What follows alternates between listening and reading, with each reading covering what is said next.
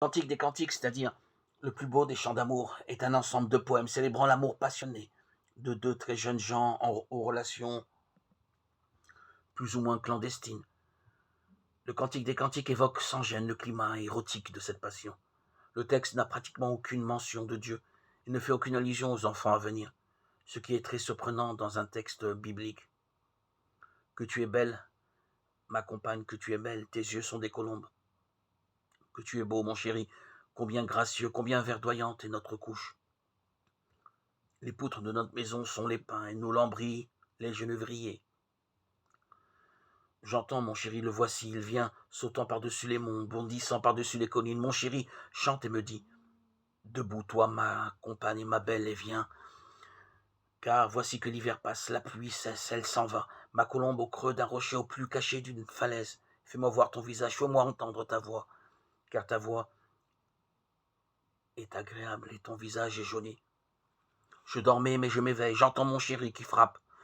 Ouvre-moi, ma colombe, ma parfaite. Moi, je me lève pour ouvrir à mon chéri, mais mon chéri s'est détourné, il a passé. Hors de moi, je sors à sa suite.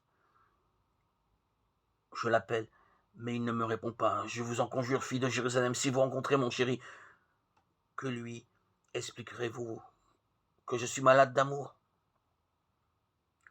Je suis à mon chéri, et vers moi, et son élan. Anile d'Odive et d'Odili. Viens, mon chéri, sortons à la campagne, passons la nuit au village. Là, je te donnerai mes caresses.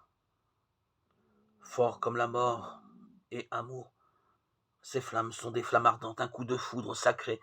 Les grandes eaux ne pourraient éteindre l'amour et les fleuves ne le surmengeraient pas. Si quelqu'un donnait tout l'avoir de sa maison en échange de l'amour, à coup sûr, on le mépriserait. La plupart des commentateurs modernes pensent que le Cantique des cantiques évoque directement l'amour humain dans toute sa fraîcheur et dans la force de son désir. Voulu par Dieu et créé par sa parole, l'amour de l'homme et de la femme dit bien le projet de Dieu qui est bonheur et épanouissement de l'homme, découverte de soi-même sous le regard de l'autre. Mais cette passion réciproque n'est qu'un faible écho de la passion incroyable de Dieu pour l'homme, du désir si puissant et si respectueux de l'Éternel de se donner à l'humanité pour une alliance plus forte que la mort. La joie des deux amants du Cantique des Cantiques est l'écho du cri de Dieu devant l'univers et devant le couple originel. Dieu vit tout ce qu'il avait fait. Voilà, c'était très bon. Genèse 1, 31.